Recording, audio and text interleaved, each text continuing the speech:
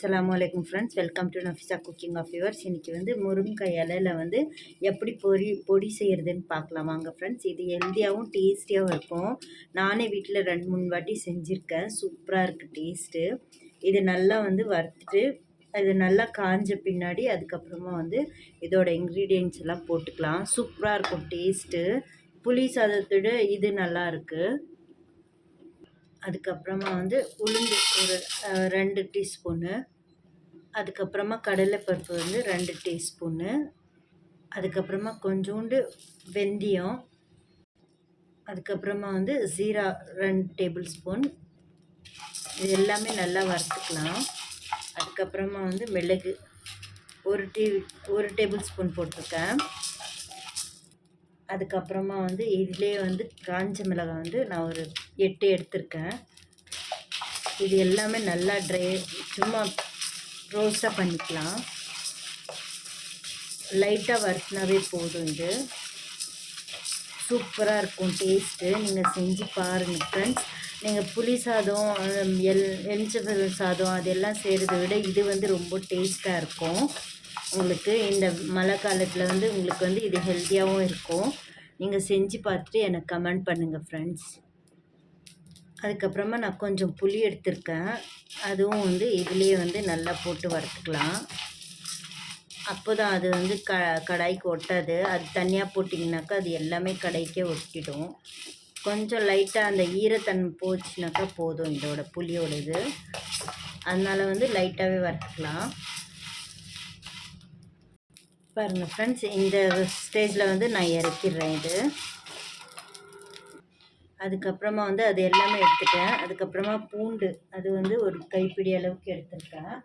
அதுவும் நல்லா வறுத்துக்கலாம். இது வந்து 1 மாதத்துக்கு வந்து நான் நல்லா ஸ்டோர் பண்ணி வச்சுருக்கேன். ஏர்டைட் பாக்ஸில் போட்டு நீங்கள் வந்து ஃப்ரிட்ஜில் வச்சுருங்க, எதுவுமே ஆகாது. அதுக்கப்புறமா நீங்கள் வந்து சாதம் வடித்து அதுக்கப்புறமா நீங்கள் தாளித்தாவே போதும். சூப்பராக இருக்கும் இது. பாருங்கள் ஃப்ரெண்ட்ஸ், பூண்டு வாசனை நல்லா வந்துருச்சு. அவ்வளோதான், இதை ஆஃப் பண்ணிக்கலாம். பாருங்கள் ஃப்ரெண்ட்ஸ், அதுக்கப்புறமா நான் வந்து ஒரு கைப்பிடி அளவுக்கு நான் வந்து கருவேப்பிலை எடுத்திருக்கேன். அது வந்து ரொம்ப டேஸ்ட்டாக இருக்கும். இது ஆப்ஷனல் தான், உங்களுக்கு வேணும்னா போட்டுக்கோங்க. ஆனால் டேஸ்ட்டு சூப்பராக இருக்கும். இதோட வாசனை வந்து எனக்கு ரொம்ப பிடிக்கும். அதனால் நான் வந்து கொஞ்சோண்டு எடுத்திருக்கேன், ஒரு கைப்பிடி அளவுக்கு எடுத்திருக்கேன். இதுவும் நல்லா வறுத்துக்கோங்க. பாருங்கள் ஃப்ரெண்ட்ஸ், இந்த அளவுக்கு குறகுறப்பாக அரைச்சிட்டேன். இதில் வந்து உப்பும் மஞ்சளும் சேர்த்துக்கலாம். நான் ஒரு கைப்பிடி அளவுக்கு உப்பு சேர்த்துக்கிறேன். நான் வந்து சின்ன ஸ்பூனில் 1 ஸ்பூன் வந்து மஞ்சள் தூள் சேர்த்துக்கிறேன். இது இப்போ திரும்ப அரைச்சிக்கலாம். பாருங்கள் ஃப்ரெண்ட்ஸ், நான் ஒரு பாத்திரத்தில் போட்டேன். இது வந்து நல்லா சூப்பராக வந்திருக்கு. இந்த மாதிரி கொஞ்சம் குறகுறப்பாக தான் இருக்கும் இது, ஏன்னா புளி போட்டிருக்கோம் இல்லையா. அதனால் இது வந்து ஃப்ரிட்ஜில் வச்சுருங்க, ஸ்டோர் பண்ணி 1 மாதத்துக்கு ஒன்றும் ஆகுது. இது வந்து எப்படி தாளிக்கிறதுன்னு பார்க்கலாம் வாங்க ஃப்ரெண்ட்ஸ். பாருங்கள் ஃப்ரெண்ட்ஸ், நான் வந்து முதல்ல ஆயிலை ஊற்றிக்கிறேன். பாருங்கள் ஃப்ரெண்ட்ஸ், எண்ணெய் நல்லா சூடாயிடுச்சு. இதில் வந்து கடுகு, ஜீரகம் இது 2 தான் நான் போடுறேன்.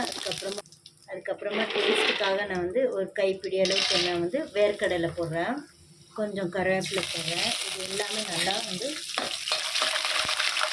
ரோஸ்ட் பண்ணிக்கலாம். அதுக்கப்புறமா வந்து நான் வந்து இது செஞ்சு வச்ச பொடி இருக்கு இல்லையா, அது வந்து ஒரு கைப்பிடி அளவுக்கு போட்டுக்கிறேன். இதிலே எண்ணெயிலேயே நல்லா வறுத்துக்கோங்க. இது ஏற்கனவே வறுத்ததுனால அவ்வளோவா வறுக்க வேண்டாம், சும்மா லைட்டாக வறுத்துக்கினாவே போதும். அவ்வளோதான், சாதம் சேர்த்துக்கலாம் இதில். பாருங்கள் ஃப்ரெண்ட்ஸ், இது நல்லா ரோஸ்ட் ஆகிடுச்சு. அதிலே வந்து நான் வந்து சாதமும் சேர்த்துக்கிறேன், வடித்து வச்ச சாதம்.